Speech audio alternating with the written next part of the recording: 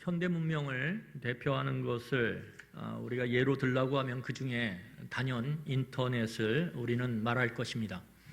현대 문명의 이기의 가장 대표적인 것, 인터넷이죠.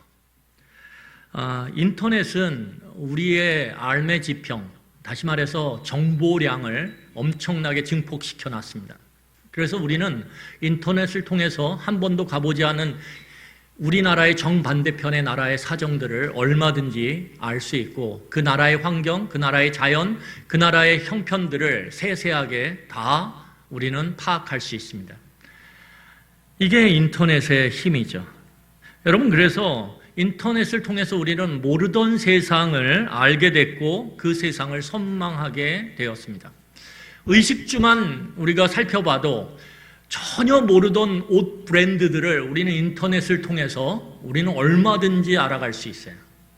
여러분, 인터넷에 치기만 하면 외국에 있는 으리으리한 집들의 그 내부까지도 우리는 얼마든지 다 살펴볼 수 있어요. 그들이 쓰는 가전제품, 그들이 놓고 있는 가구들의 종류들, 그들이 먹는 음식은 어때요? 여러분, 우리가 한 번도 먹어보지 못한, 그리고 보지도 못한 음식들을 우리는 인터넷을 통해서 얼마든지 보고, 그리고 그것이 어떤 맛을 가졌는지 우리는 파악할 수 있어요. 먹어보지 않았지만 표정을 통해서. 먹방이라고 그러죠, 여러분. 그래서 어떻게 합니까? 이러면 제가 음식을 막 찾는 이런 스타일은 아닌데 간혹가다 먹방을 보면 그렇게 먹고 싶어요. 저만 그렇죠? 이거 얼마나 저녁에 이렇게 보다 보면 얼마나 먹고 싶은지. 근데 큰 장벽이 있습니다. 아내라는 장벽이 있어서 그렇게 못 먹지만 어쨌든 여러분, 그래서 이 인터넷은 우리의 정보량을 아주 팽창시켰고 삶의 영역을 확장시켰어요. 그런데 이 인터넷의 이러한 영향으로 인해서 우리에게 부작용이 생겼는데 그건 뭐냐 하면 우리들이 아는 것이 많아지다 보니까 우리들의 이상과 우리가 살아가는 이 현실 가운데 차이가 커졌다라는 거예요. 아는 게 너무 많아요. 브랜드 너무 많이 알아요. 그런데 내가 입는 브랜드는 맨날 똑같아요. 이마트표 이렇게. 그러니까 이 사이에서 우리는 굉장히 때로는 힘들어하고 이상과 현실의 차이 가운데 우리는 내면의 갈등들이 증폭되어짐을 경험하게 됩니다. 이상과 현실의 차이는 내면의 갈등을 일으켜요.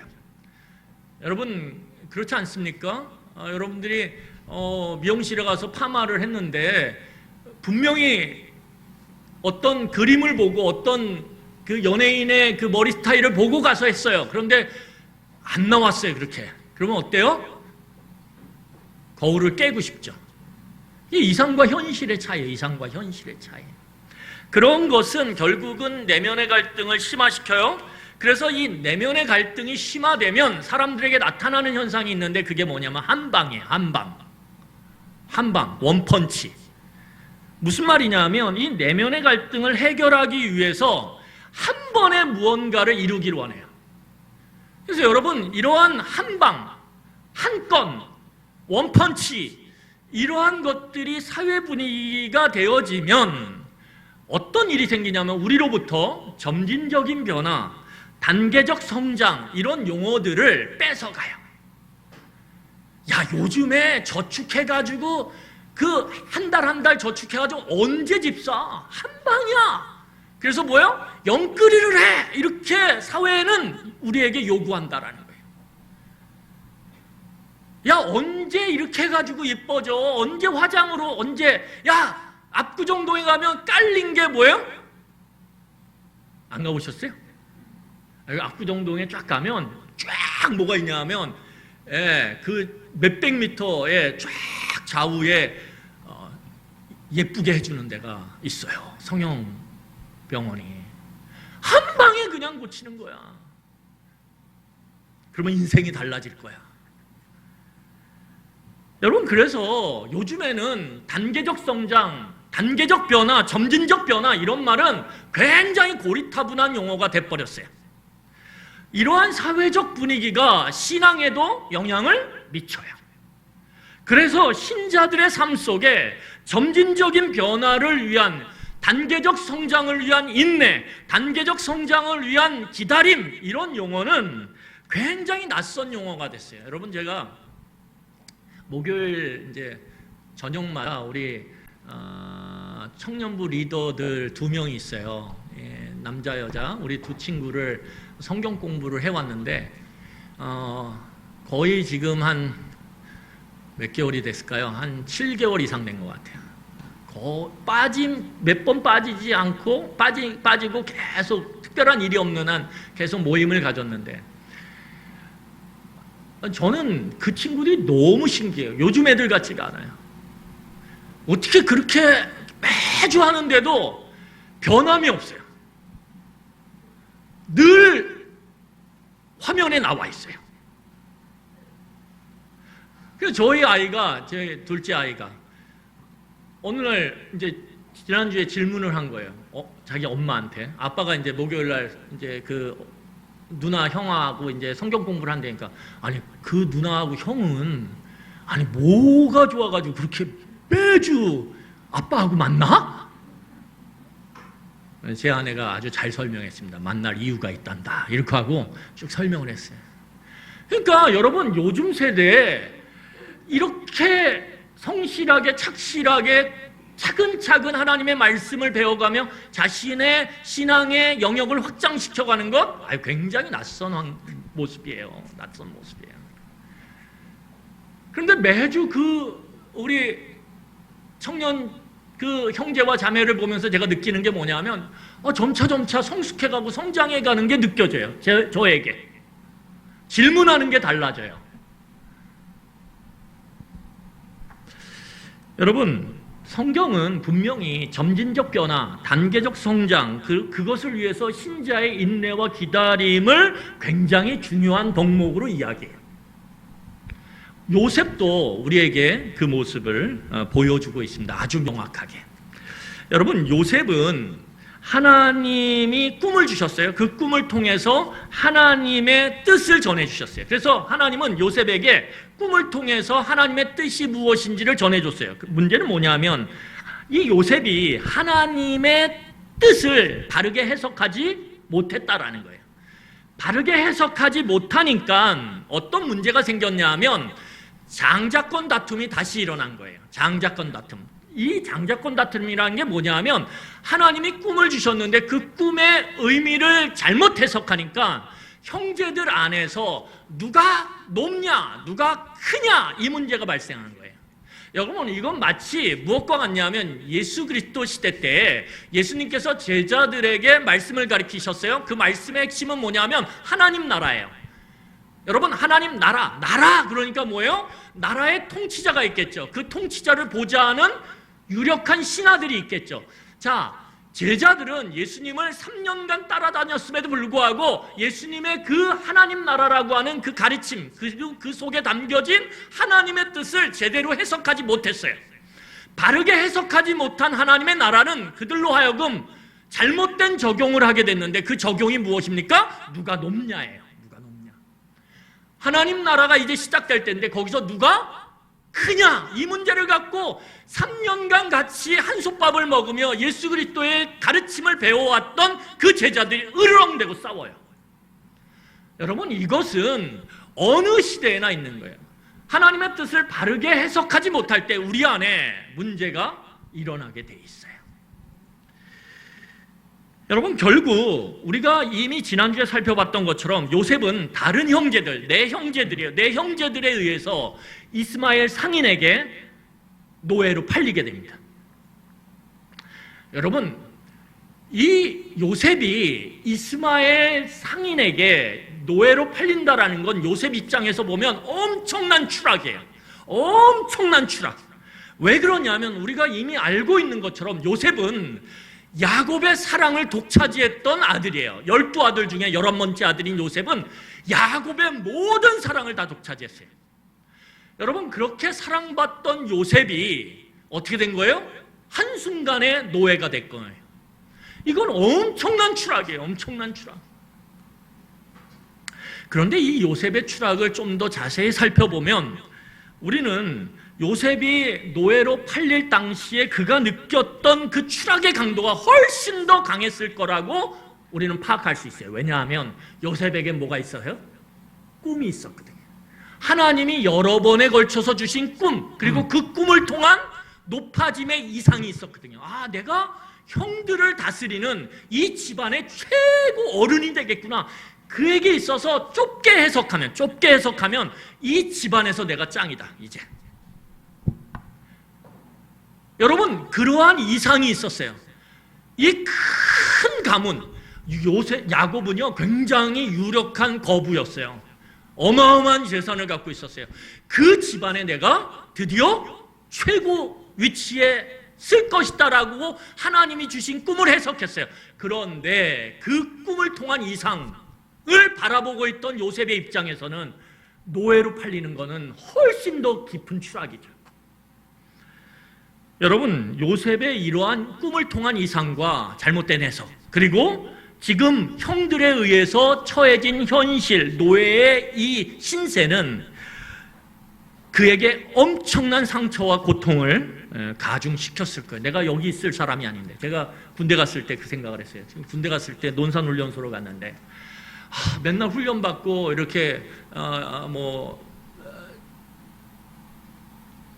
저녁 먹기 전에 어떻게 하냐면 막 이렇게 청소를 해요. 청소를 그 주변에. 그러면 그 훈련소 주변이 다 담으로 이렇게 둘러싸여 있어요.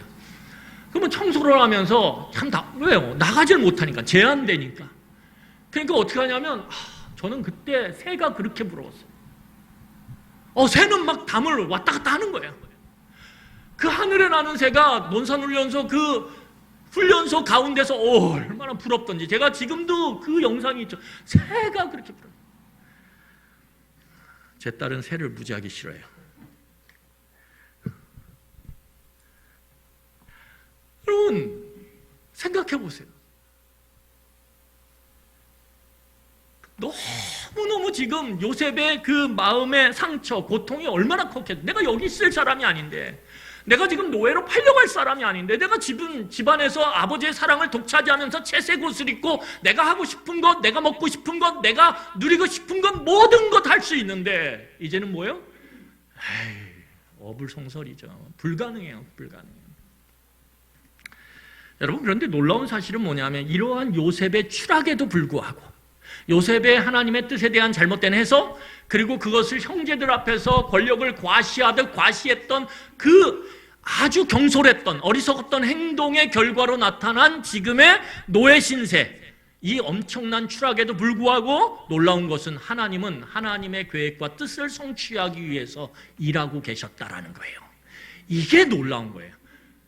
우리의 실수에도 불구하고, 우리의 잘못에도 불구하고, 그래서 추락하는 인생 가운데 있음에도 불구하고 그 추락하는 그 빠른 추락의 속도 가운데서도 하나님은 당신의 일을 꾸준하게 하고 계셨다라는 거예요. 자, 우리 본문 1절을 같이 한번 읽어보도록 하겠습니다. 1절 같이 읽겠습니다. 요셉이 이끌려 애굽에 내려가매 바로의 신하 친위 대장 애굽 사람 보디발이 그를 그리로 데려간 이스마엘 사람의 손에서 요셉을 사니라. 여러분, 거기 보면 형들에 의해서 이스마엘 상인에게 팔려진 요셉은 다른 데로 가지 않고 어디로 가냐면 이집트로 가요. 우리는 이걸 그냥 넘기는데요, 그렇지 않아요. 오늘 이제 성경을 쭉 볼 텐데 이 상인에 의해서 이집트로 간다라는 것이 얼마나 특별한 일이었는지 이제 보게 될 거예요. 요셉은 이 당시에 몰랐죠. 요셉은 어디로 가는 게 그에게 무슨 상관이 있겠어요? 노예 신세, 내가 노예 신세로 추락하고 전락했다라는 것 자체가 상처고 아픔이고 거기에 대한 고통이 있을 뿐이에요. 그런데 하나님은 일하심을 통해서 뭐예요? 그를 다른 곳이 아닌 이집트로 데리고 왔다라는 거예요. 그리고 이집트에 끌려간 요셉은 놀랍게도 이집트의 왕 바로의 친위대장, 다시 말해서 바로를 보호하고 있는 친위대장의 보디발의 집에 노예로 팔려지게 돼요. 여러분, 여기서 보면 우리가 주목할 사실이 있어요. 그게 뭐냐면 오늘 요셉은 지금 자기가 이집트로 팔려가고 그 팔려간 상태에서, 왜요? 거기는 자기 의지가 발현될 수 없기 때문에 그래요. 요셉이 저 모압으로 가고 싶은데요. 그럼 모압으로 가나요? 저 애굽으로 가고 싶은데 애굽으로 가나요? 그렇지 않아요. 전혀 요셉의 의지와 상관없이 노예로 팔려진 요셉은 놀랍게도 이집트로 가게 되고 그 이집트에서도 바로의 친위대장이었던 보디발의 집에 노예로 팔려져요. 여러분, 요셉은 이것이 무엇을 의미하는지 지금 몰라요. 하지만 하나님께서는 하나님의 일, 하나님의 계획, 하나님의 뜻의 성취를 위해서 지금 일하고 계신 거예요. 수많은 사람들의 마음과 경우의 수를 다 바꿔가면서 지금 어떻게 하냐 하면 요셉을 애굽에서 바로의 친위대장인 보디발의 집의 노예로 지금 데려다 놓는 거예요, 하나님께서. 여러분, 또 한 가지는 무엇이냐 하면 우리가 주목할 것은 이 요셉의 추락과 상관없이 하나님은 여전히 요셉과 함께 하시며 그를 형통하게 하셨다라는 거예요. 자, 우리 2절을 함께 읽겠습니다. 우리 본문 2절 같이 보겠습니다. 시작. 여호와께서 요셉과 함께 하심으로 그가 형통한 자가 되어 그의 주인 애굽 사람의 집에 있으니. 여러분, 요셉의 이 추락을 겉모습으로만 보면 우리의 눈에 비춘 요셉의 인생은 비참하게 끝난 거예요. 별 소망이 없어 보여요. 왜요? 노예가 됐잖아요. 그것도 이용만리 전혀 손 쓸 수 없는, 자기 가족이나 아버지가 손 쓸 수 있어요, 없어요? 아버지는 지금 요셉이 죽은 걸로 알고 있거든요. 그러니까 아무도 요셉을 도울 수도 없고 그를 보호할 수도 없는 그런 환경으로 떨어진 거예요, 겉으로만 보면. 그래서 요셉의 인생에는 소망이 없어요. 그런데 이 요셉의 추락의 이면 가운데 펼쳐진 하나님의 일하심을 볼 수 있다면 우리는 요셉의 인생에 대해서 다른 생각을 하게 돼 있어요. 이제 그 이야기가 펼쳐질 거예요. 그러니까 겉으로 보면 이건 망한 인생이에요. 여러분, 우리도 겉으로 보면 이렇게 얘기해요. 망한 인생. 나는 소망 없는 인생이야. 끝난 인생이야. 나는 저주받은 인생이야. 나는 어떤 누구도 나를 도와줄 수 있는 아무런 희망이 없는 그런 인생이야. 나는 상처받고 소망 없고 그냥 망가진 인생이야. 내게 앞에 무슨 소망이 있어? 그렇게 하면 우리는 우리의 인생을 눈에 보이는 겉모습만 보고 저주할 수 있어요. 그리고 스스로 마침표를 찍을 수 있어요, 얼마든지. 그런데 놀랍게도 그 이면을 보면 하나님의 백성을 위해서 하나님이 일하고 계시다라는 거예요. 하나님이 일하고 계시다라는 거예요. 그리고 그 일함 가운데서 하나님이 함께 하시며 그를 형통하게 이끌어 가신다는 거예요. 어디요? 그 추락의 자리에서. 그거를 볼 수 있냐가 중요한 거예요. 볼 수 있냐. 오늘 성경을 보면 하나님께서 요셉과 함께 하시며 그를 형통하게 하실 때 어떤 일이 일어났는지를 오늘 성경은 이야기해요. 하나님이 그와 그 추락의 현장에 함께 하시며 그와 어떻게요? 그를 형통케 하실 때 도대체 어떤 일이 일어났는지. 자, 우리 4절과 5절을 함께 읽도록 하겠습니다. 4절과 5절입니다. 같이 읽겠습니다. 요셉이 그의 주인에게 은혜를 입어 섬김에 그가 요셉을 가정 총무로 삼고 자기의 소유를 다 그의 손에 위탁하니 그가 요셉에게 자기의 집과 그의 모든 소유물을 주관하게 한 때부터 여호와께서 요셉을 위하여 그 애굽 사람의 집에 복을 내리심으로 여호와의 복이 그의 집과 밭에 있는 모든 소유에 미친지라. 오늘 성경을 보면 하나님은 요셉의 추락 속에서도 그 자리, 요셉이 맞춤표를 찍어도 마땅한 그 자리, 요셉이 그냥 내 인생은 끝났다라고 그렇게 하얀 수건을 링 위에 던지듯이 그렇게 던져도 당연한 그 노예의 자리에 하나님은 함께 하시며 그를 위해서 일하셨다라는 거예요. 어떤 일을 하셨어요? 놀랍게도 그 주인 보디발로부터 은혜를 입게 하셨어요. 보디발의 마음에 그 히브리 노예, 외국인 노동자, 그 보잘것없는 그 17살짜리 그 조그만 아이가 눈에 들어오는 거예요. 여러분, 이게 은혜예요, 이게.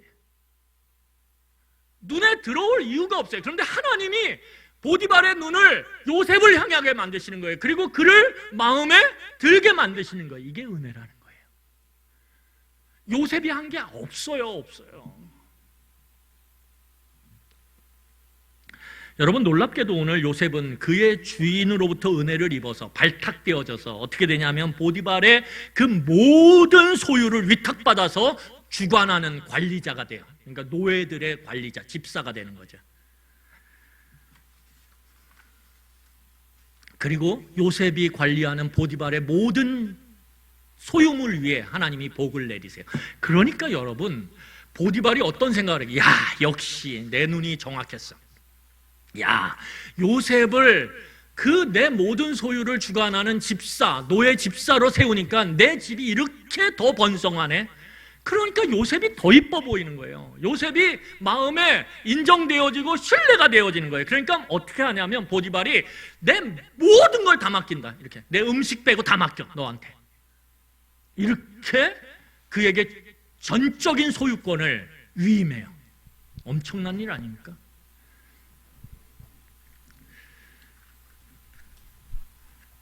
여러분, 우리가 뭐 겉으로는 욕해도 속으로는 삼성을 좋아해요.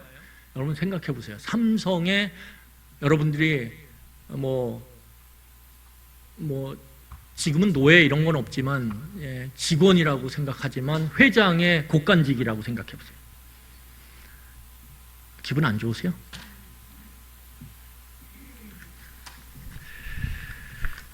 여러분, 그런데 이러한 요셉의 승승장구가 계속될 것 같았는데 한순간에 무너져 내려요. 이게 두 번째 추락이에요. 여러분, 원래 추락을 했어요. 그런데 거기서 뭔가 상승하는 것 같아. 그러면요, 괜찮아요. 그런데 거기서 또 추락해. 그러면 어떻게 될까요? 이거는 회복 불가능해요. 어떤 일이 일어나냐면 보디발의 아내가 우리가 읽었던 것처럼 요셉이 너무 예뻐 보이는 거예요. 그러니까 끝없이 유혹해요. 끝없이 유혹해요.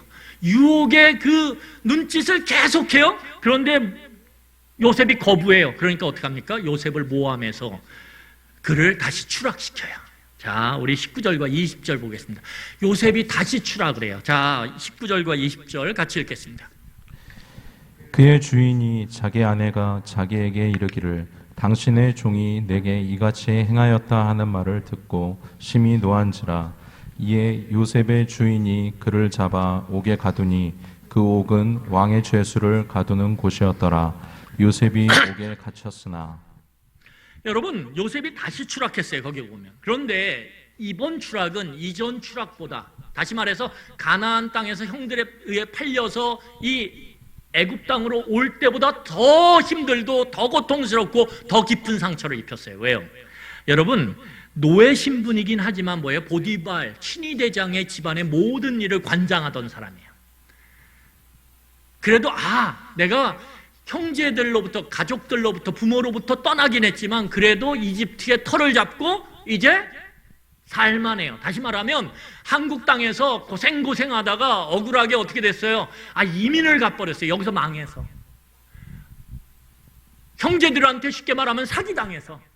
그래서 어쩔 수 없이 울며 겨자 먹기로 홀몸으로 이민 떠났어요. 그런데 미국 땅에 가가지고 여러분, 내 인생은 이제 여기서 끝났나 보다 그랬는데 거기서 하나님이 은혜를 주셔서 좋은 사람을 만나게 하시고 그 좋은 사람의 마켓에서, 슈퍼마켓에서 어떻게 돼요?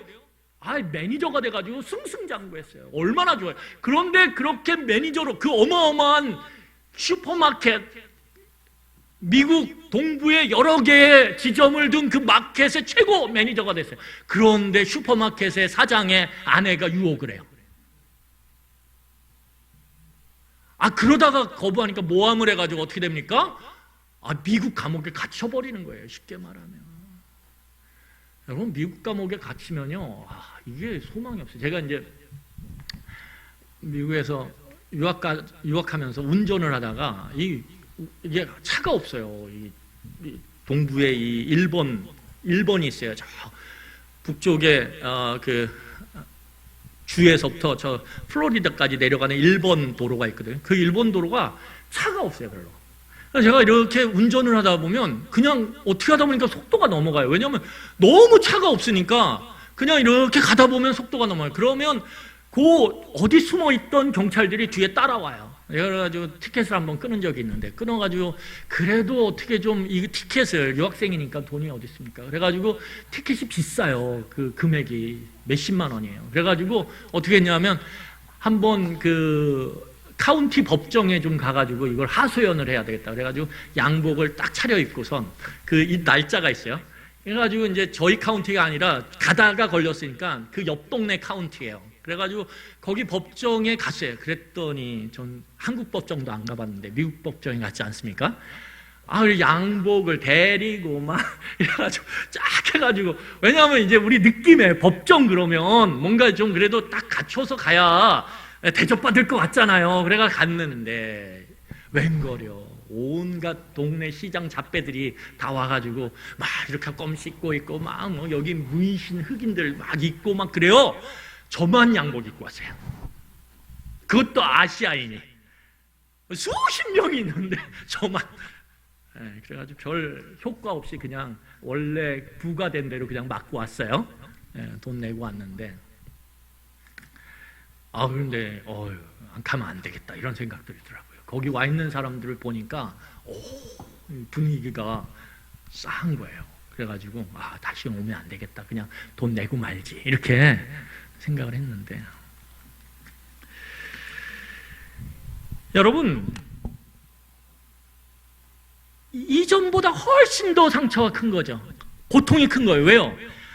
요셉이 노예 신분이긴 했지만 제가 말씀드렸듯이 관리자였거든요. 그런데 이제는 뭐예요? 노예가 아니라 어디에? 감옥에 갇힌 죄수의 신분이 된 거예요.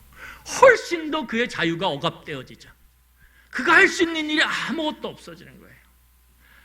여러분, 요셉의 입장에서는 어때요? 이제 내 인생은 마침표를 찍었구나 이렇게 생각할 수 있어요. 이제는 이제 더 이상 소망 없다, 기대 가질 수 없다. 여러분, 어떤 사람이 이런 요셉과 같은 고통을 경험했는데 소망을 갖겠어요?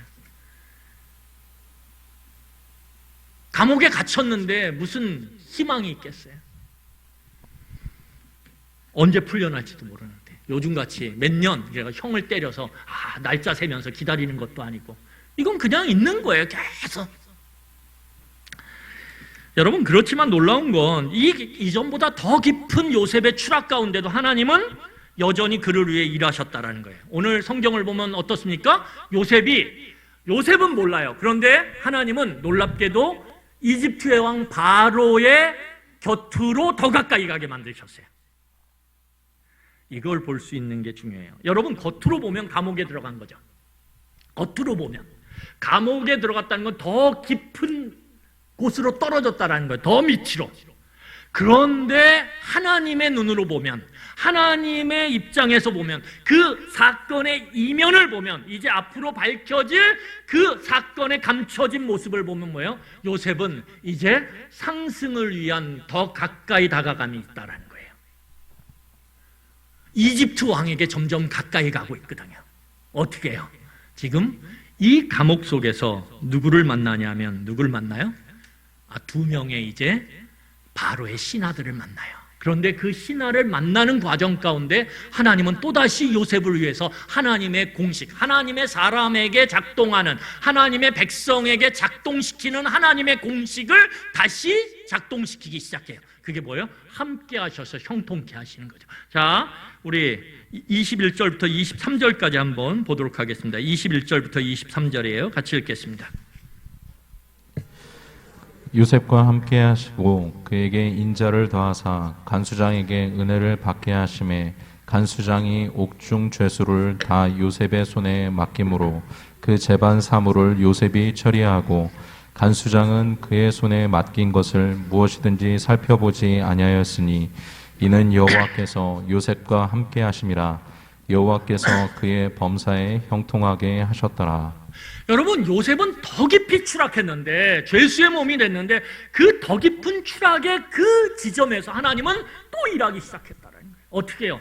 요셉과 함께 하시며 그 깊은 감옥에 하나님도 같이 가세요. 그리고 그 감옥에서 요셉을 형통케 하심으로 그 왕궁 감옥, 왕의 감옥이에요. 왕의 신하들을 가두는 그 왕궁 감옥에서 요셉이 간수장에게 은혜를 입게 하세요. 그래서 간수장이 보디발이 했던 것처럼 똑같이 어떻게 해요? 모든 그 감옥의 재반 사항들을 다 맡겨요. 그러면서 어떻게 되냐 하면, 놀랍게도 이 요셉이 떡 맡은 관원장과 떡 굽는 관원장과 술 맡은 관원장이라고 하는 바로의 가장 가까이에서 바로의 모든 일거수일투족을 보고 듣고 그를 돌보는 그 신하들, 감옥에 들어온 그 신하들 곁으로 다가갔다라는 거예요. 요셉은 이게 뭔지 몰라요. 그냥 감옥에 떨어진 그 요셉 억울하죠. 왜? 자기는 잘못한 게 없거든요. 자기는 아무런 잘못 없었고 그 유혹하는 보디발의 아내를 피하려고 한 것밖에 없어요. 그런데 억울하게 모함을 당해서 지금 감옥에 들어온 거예요. 그런데 하나님의 눈으로 보면, 이 요셉의 눈이 아니라 하나님의 눈으로 보면, 여러분 보디발이 오늘 성경에 보면 심히 노했다고 그랬어요. 왜? 자기 아내를 겁탈하려고 했으니까. 보디발의 이해 가운데는, 그러면 그 히브리 노예, 그 외국인 노예 죽여도 마땅해요. 그런데 죽이지 않아요. 이게 이해할 수 없다라는 거예요. 하나님의 보이지 않는 손이 요셉을 보호해요. 그리고 보디발의 마음을 돌이켜서 어떻게 하냐면, 보디발이 자기 집 안에, 관사 안에 있는, 친위대장 관사 안에 있는 왕의 감옥에다가 가둬요.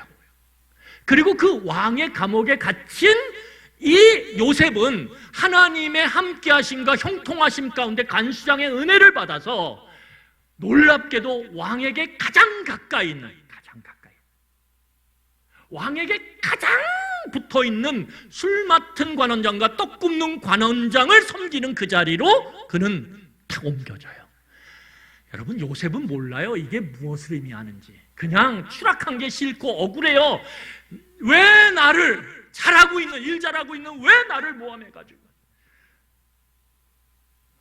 그런데 하나님은 하나님의 계획을 놀랍게도 착착착착 진행하시며 점점 보디발, 그리고 그 간수장, 그리고 이 두 신하, 잘못을 해서 들어온, 때마침 들어온 그 두 신하 곁으로 요셉을 탁 붙여놓고 있어요.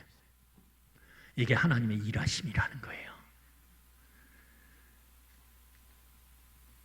여러분, 오늘 성경을 보면 40장 8절에 요셉이 그 두 사람을 섬기는 과정 중에 그 두 사람이 각각 꿈을 꾸게 돼요. 그리고 그 꿈을 해석하게 됩니다. 자, 우리 40장 8절을 같이 읽겠습니다. 40장 8절 같이 읽겠습니다. 시작. 그들이 그에게 이르되 우리가 꿈을 꾸었으나 이를 해석할 자가 없도다. 요셉이 그들에게 이르되 해석은 하나님께 있지 아니하니까 청하건대 내게 이루소서.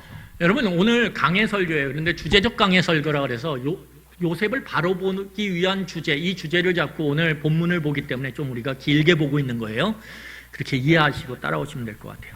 여러분, 오늘 우리가 읽었던 40장 8절에서 우리는 두 가지 사실을 알 수 있어요. 첫 번째는 뭐냐면, 요셉은 꿈의 해석을 통해 하나님의 뜻을 알 수 있다는 거예요. 지금 보니까 요셉이 하나님이 주신 꿈의 해석의 은사, 능력을 갖고 어떻게 합니까? 두 신하의 꿈을 해석해요.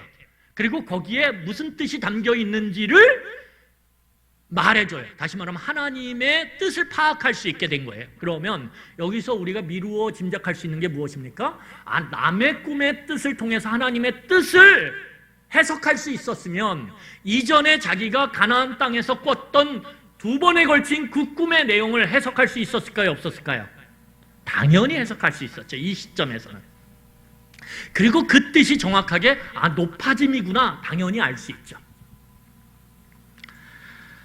여러분, 오늘 요셉은 이 이집트 왕 바로의 두 신하의 꿈을 해석했고, 그 해석대로 3일 후에 술 맡은 관원장은 다시 그 술 맡은 관원의 자리로 복권이 돼요. 복직.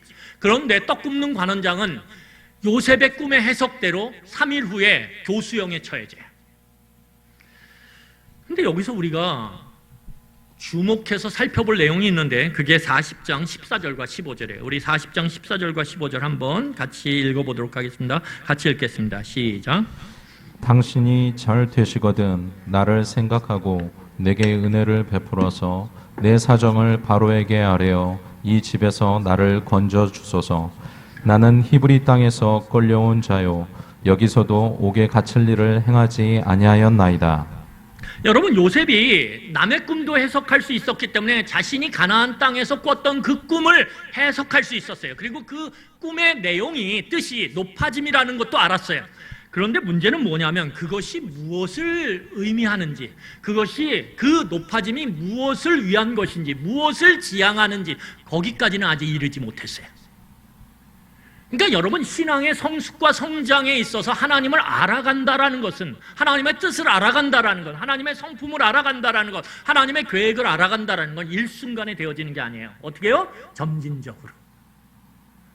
오늘 요셉은 자기 꿈을 해석하긴 했지만 그 높아짐이라는 게 도대체 어느 것을 지향하는지, 무슨 목적인지는 아직까지 이해가 안 돼요. 그러니까 오늘 요셉은 놀랍게도 하나님의 꿈이라고 하는 하나님께서 주신 은사를 통해서 남의 꿈을 해석해주면서, 목숨이 달린 그 문제를 해석해주면서 어떻게 하냐면 거기다가 자기의 청탁을 딱 껴넣어요. 만약에 당신이 살 텐데, 하나님이 주신 그 꿈의 해석을 통해서 보면 당신은 3일 후에 살게 돼요. 술 맡은 관원장님, 살게 돼서 복권되면 나를 잊지 마세요. 나를 잊지 마세요. 여기서 유명한 노래가 나오죠. 나를 잊지 마세요. 뭐 이런 노래가 있어요. 옛날 노래. 나를 잊지 마세요. 이렇게 노래를 부르는 거예요. 목을 놓아서 나를 잊지 말아달라고 청탁을 하죠. 그러니까 하나님의 은사를 통한 해석, 이 목적이 뭘로, 수단으로 그렇게 어떻게 해요? 바꾸어져요. 자기 수단을 써요. 어떤 수단? 이 감옥에서 탈출하는 수단.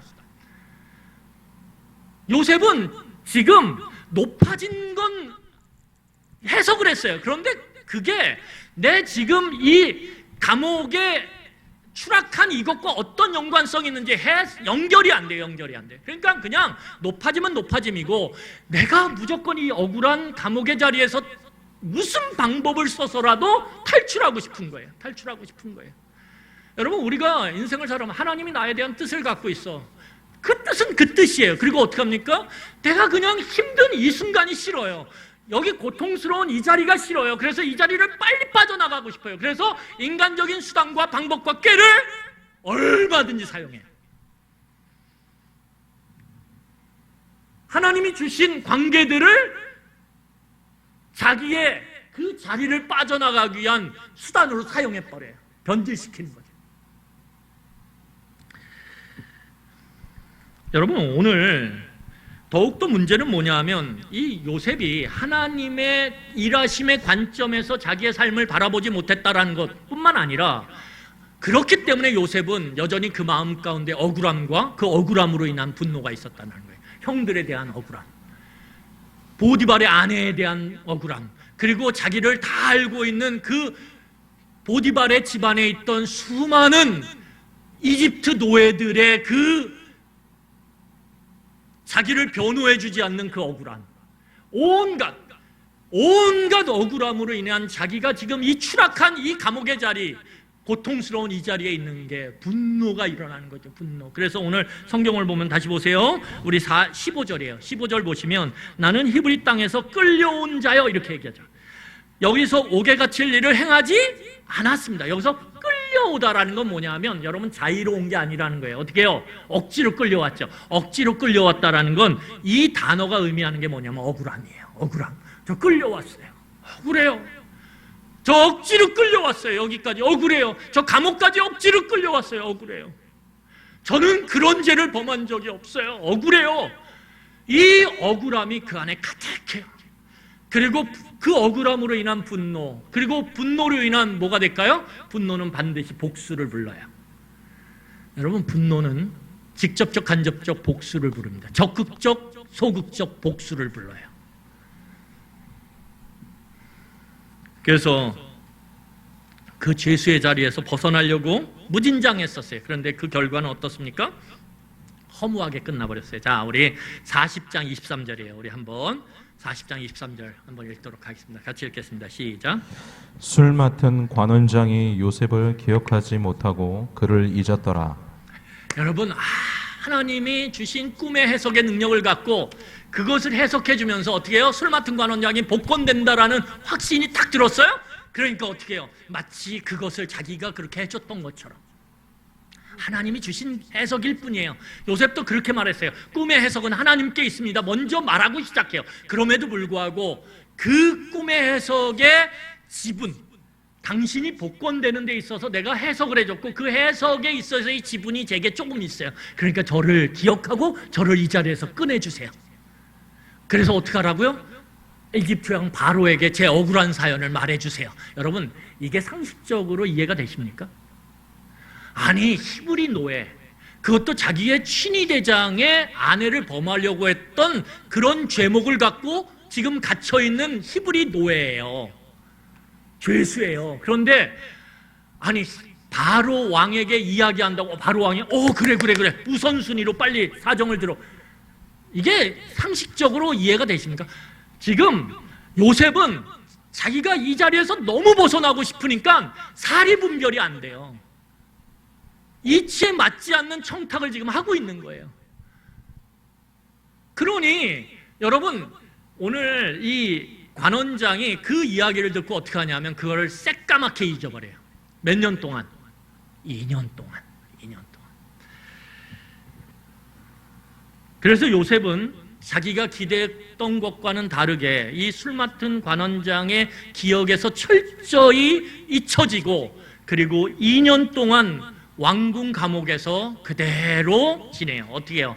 그의 성품대로, 성격대로 성실하게, 꾸준히, 꼼꼼히 그렇게 그 자리에서 그 자리를 지켜요. 그런데 놀라운 사실은 여러분 요셉에게 이 시간은 굉장히 무력한 시간이에요. 어떤 무력한? 자신의 방법과 꾀가 다 의미가 없어지는 시간이에요.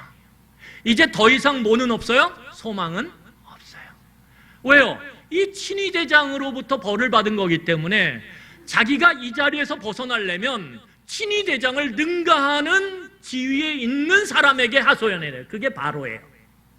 근데 이제 더 이상 바로에게 하소연할 줄이 없어졌어요. 그러면 이 2년은 요셉에게 모든 것을 포기하는 시간이죠. 인간의 방법이 다 끝난 시간, 더 이상 소망이 없는 시간, 어떤 수단과 방법도 강구할 수 없는 시간. 여러분 놀랍게도 이 인간의 방법이 다 소멸된, 제로 변해버린 이 2년의 시간이 모든 인간의 방법이 다 불에 태워져서 죄가 돼버렸어요. 망각의 불에 태워져서 죄가 돼버린 이 2년의 감옥에서의 시간이 놀랍게도 요셉에게는 지금까지 가나안 땅으로부터 이 감옥까지 추락하는 여정 가운데 함께 하심으로 형통케 하시고 은혜를 입게 만드는 하나님의 일하심에 대한 뭐요? 분명한 인식을 갖게 되는 시간이었다라는 거예요. 여러분 우리에게 사람의 방법이 딱 끝날 때요, 이제 내가 손 쓸 게 없구나, 딱 끝날 때 우리는 뭘 생각하게 되냐면 지금까지 내가 어떻게 살아왔지? 돌아보면 어때요? 그 구비구비마다 하나님이 나를 보호하셨어요.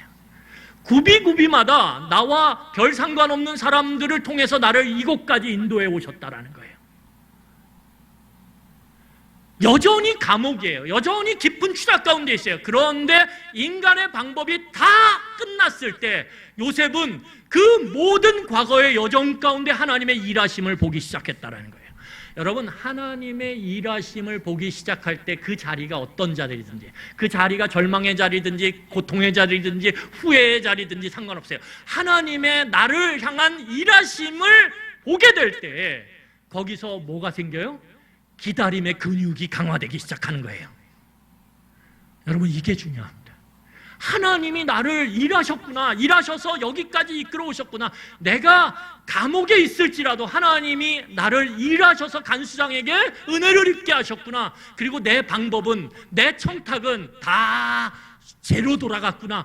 이것을 알게 될 때, 깨닫게 될 때, 그때 우리는 하나님의 구원하심을 바라보며 기다리기 시작하는 거예요. 이게 진정한 기다림이에요. 여러분 그 기다림이 지속되어지는 순간에 놀랍게도 바로가 꿈을 꾸게 돼요. 그리고 그 꿈을 해석할 수 없는 그 상황 가운데 술 맡은 관원장이 드디어 자기 꿈을 2년 전에 해석했던 그 왕궁 감옥에 있던 요셉을 기억해내요. 그리고 어떻게 됩니까? 자, 우리 41장 14절이에요. 상상도 할 수 없는 일이 일어나요. 41장 14절. 자, 우리 같이 읽겠습니다. 이에 바로가 사람을 보내어 요셉을 부르매 그들이 급히 그를 옥에서 내놓은지라. 요셉이 곧 수염을 깎고 그의 옷을 갈아입고 바로에게 들어가니. 여러분 놀랍게도 모든 인간의 방법이 끝나고 이제 하나님의 일하심을 선명하게 묵상함으로 마음 가운데 기다림의 근육, 인내의 근육이, 하나님의 구원을 바라보는 그 인내의 근육이 강화되기 시작할 때 하나님은 놀랍게도 밖에서 일하시면서 어떻게 돼요? 요셉을 하나님의 방법으로, 왜요? 하나님 꿈꾸게 하셨거든요. 그리고 하나님께서 기억하게 하셨거든요. 누구요? 술 맡은 관원장의 기억을 불러일으켰어요. 그래서 술 맡은 관원장이 뭐라고 이야기하냐면 요셉을 기억하면서 이렇게 얘기해요. 내가 죄를 지었도다. 죄책감을 가져요. 왜? 내가 요셉을 까먹었었거든요. 그러니까 하나님의 특별한 섭리 가운데서 그가 망각하게 되고 그 2년의 시간 후에 요셉의 꿈을 통해서 그의 기억이 되살아나죠. 그리고 요셉이 놀랍게도 자신의 방법이 아닌 하나님의 일하심의 방법을 통해 이해할 수 없는 통로를 통해 요셉은 그 깊은 감옥에서 어디 앞으로 와요? 누구 앞으로? 바로 앞으로. 여러분, 이거는 우리가 읽을 때 와 이렇게 탄성을 질러야 돼요. 상상도 모든 포기가 되어진 그 순간에 하나님의 구원만을 바라보며 하늘을 향해 눈을 들어 그 순간에 하나님의 구원을 기다리는 그 순간에 하나님은 놀라운 방법. 그럼에도 불구하고 요셉의 성품은 뭐예요? 그 감옥에서 그 자리에서 매일매일을 성실하게 살았다라는 거예요. 매일매일을 그에게 맡겨진 일을 성실하게 감당하며 전도서의 설교처럼 오늘을 감탄하며 살았다는 거예요. 그리고 오늘 그 요셉은 바로 앞에 세워집니다. 그토록 원했던. 그런데 달라진 게 있어요. 그 2년 전에 그 두 관원장의 꿈을 해석하며 술 맡은 관원장에게 하소연했던 자기의 억울함, 자기의 분노를 그토록 바라던 그 바로 앞에 와서 전혀 이야기하지 않아요.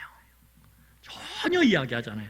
여러분, 거기서 요셉은 바로 앞에서 어떤 청탁을 하거나 자기의 억울함을 토로하지 않아요. 그리고 어떻게 합니까? 하나님이 주신 꿈의 해석의 은사, 능력을 갖고 바로의 꿈을 해석하고 거기에 대안을 세워줘요. 이렇게 해야 이 나라가 망하지 않고 삽니다. 거기까지가 하나님이 주신 은사를 목적으로 사용하는 바로의 이 요셉의 모습이에요. 그것에 어떠한 청탁도 덧붙이잖아요. 자기의 그 억울함과 분노를 풀기 위한 어떠한 하소연도 하지 않아요. 왜요? 구원은 사람에게 있는 게 아니라 누구에게 있어요? 이미 하나님께 있음을 이 요셉은 그 감옥에 갇혀있는 그 2년의 시간 동안에 경험했거든요. 보디발이 나를, 간수장이 하나님의 은혜가 있었구나, 하나님의 일하심이 있었구나, 그래서 그들의 마음을 바꾸셔서 하나님께서 나를 그 자리에서 높이셨구나. 보디발의 집에서도 노예 가운데 높이시고 죄수 가운데서도 그 죄수의 자리에서 간수장의 마음을 바꾸셔서 높이셨구나. 그러면 이 바로 앞에서도 자기를 높이는 건 바로가 아니라 누구라는 거예요? 하나님임을 이 요셉은 자기의 지나온 삶을 돌아보며 하나님의 일하심을 바라본 가운데서 그 믿음을 갖게 됐다라는 거예요. 여러분, 그때 상상도 못할 일이 일어나요. 무엇입니까? 우리가 알고 있는 것처럼 이집트의 왕 바로가 히브리 죄수 요셉을 지금 꺼내낸 게 아니에요. 그냥 꿈의 해석을 위해서 데려온 것뿐이에요. 다시 돌아갈 자리는 어디예요? 죄수의 자리예요. 그런데 그 죄수인 요셉을 애굽의 총리로 세워요. 전국의 총리, 주총리가 아니에요. 전국의 총리로 세웁니다. 자, 우리 창세기 41장 42절 43절 같이 보고 말씀을 마치겠습니다. 자, 42절 43절에 같이 읽겠습니다. 자기의 인장 반지를 빼어 요셉의 손에 끼우고 그에게 세마포 옷을 입히고 금 사슬을 목에 걸고 자기에게 있는 버금술에 그를 태우매 무리가 그의 앞에서 소리 지르기를 엎드리라 하더라. 바로가 그에게 애굽 전국을 총리로 다스리게 하였더라. 여러분, 놀라운 것은 뭐냐면 드디어 바로 앞에 와서 하나님의 구원하심을 바라보며 어떤 청탁이나 하소연을 하지 않고 하나님의 구원을 바라보던 이 요셉에게 놀랍게도 상상도 못할 일이 일어났다는, 그게 뭐예요? 높아짐이죠. 자기가 높아지려고 했을 때 그 어떤 일이 다 막혀버렸는데 하나님께서 그를 높이시죠. 여러분, 하나님이 그를 놀라운 방법으로 높이시는 가운데 그가 어떤 관점을 갖게 되냐면 하나님의 관점을 갖기 시작해요. 지금까지는 인간의 관점으로 자기의 추락을 바라봤어요. 그러니까 그 인간의 관점으로 자신의 추락을 바라보고 자신의 추락한 그 지점을 바라보니까 마음에 드는 건 뭐예요? 원망과 분노예요. 형들에 대한 원망, 보디발에 대한 원망, 보디발 아내에 대한 원망이에요. 술 맡은 관원장에 대한 원망이에요. 원망투성이. 그런데 하나님의 일하심의 관점에서 기다리는 근육이 강화되고, 그리고 때가 되자 하나님이 그를 바로 앞으로 불러서 그를 높이시자 뭐가 생겨요? 하나님의 관점이 쫙 열리기 시작하는 거예요. 하나님의 관점이 열리자 어떤 일이 일어나냐면 내가 지금 추락했던 인생을 하나님의 관점에서 보기 시작하는 거예요. 겉으로만 보면서 원망하고 분노했던 그것이 이면에 보이기 시작하는 거예요. 감춰진 부분이 보이기 시작한 거예요. 감춰진 부분 가운데 하나님이 나를 왜 이렇게 인도해 오셨는지 하나님의 눈을 통해 보기 시작하는 거예요. 그러니까 어떤 일이 생깁니까? 자, 우리 창세기 41장 51절과 52절 읽고 말씀을 마치겠습니다. 51절 52절이에요. 같이 읽겠습니다.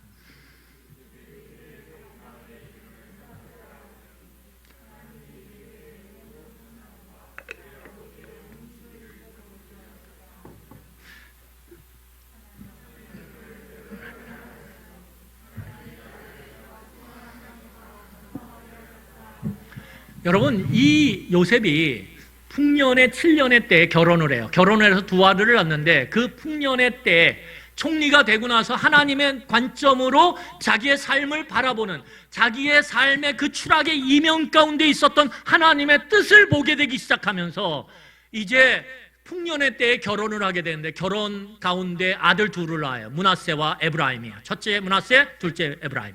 그리고 그 둘에게 이름을 지어요. 그 이름에는 자기의 모든 삶의 여정 가운데 해석된, 하나님의 눈으로 해석된 그 인생의 의미가 담겨져 있어요. 그게 뭐예요? 첫째 므낫세의 이름의 의미가 뭐예요?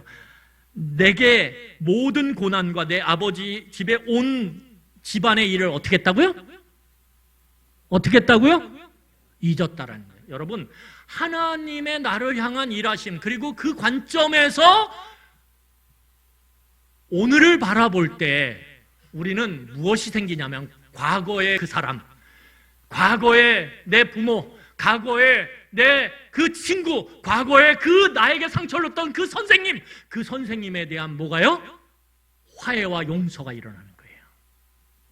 하나님의 눈으로 볼 때 그 사람은 그렇게 한 거죠. 그래서 내가 추락을 했죠. 내 인생이 엉망진창이 된 것처럼, 마침표를 찍는 것처럼 그렇게 추락했죠. 그렇지만 그 가운데 뭐예요? 하나님의 관점을 갖고 보면 하나님은 그 가운데서도 일하셨다라는 거예요. 내 어리석음과 다른 사람의 어리석음이 합쳐져서 추락한 그 감옥, 노예의 그 지점에서도 하나님은 일하셨고 하나님은 나를 준비시키셨다라는 거예요.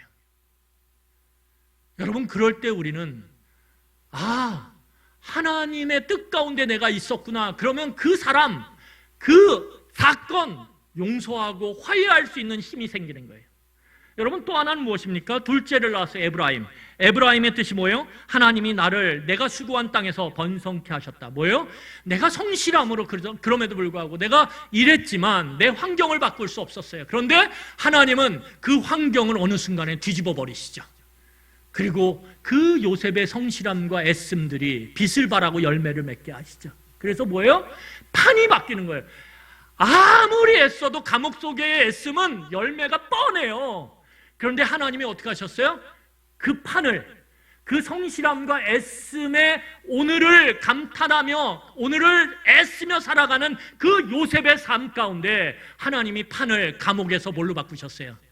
애굽의 총리판으로 바꾸셨어요. 그러니까 그의 삶이 번성하게 되죠. 열매를 맺게 되죠. 하나님이 하셨다라는 거예요. 그 판을 바꾸는 일을.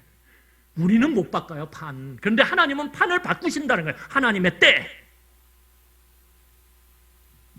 그러니까 오늘 뭐 하게 되는 거예요? 오늘 하나님의 관점을 갖고 있으니까 하나님이 판을 바꾸셨구나. 감사하게 되는 거죠. 과거에 대한 용서와 화해, 그리고 오늘에 대한 감사는 뭐를 가져와요? 다가올 미래에 대한 소망과 기대를 갖게 만듭니다. 이게 하나님의 관점을 가질 때 우리에게 일어나는 현상이에요. 우리 이 시간에 같이 찬양하겠습니다. 문드라 머리 들어라. 우리 같이 찬양하겠습니다.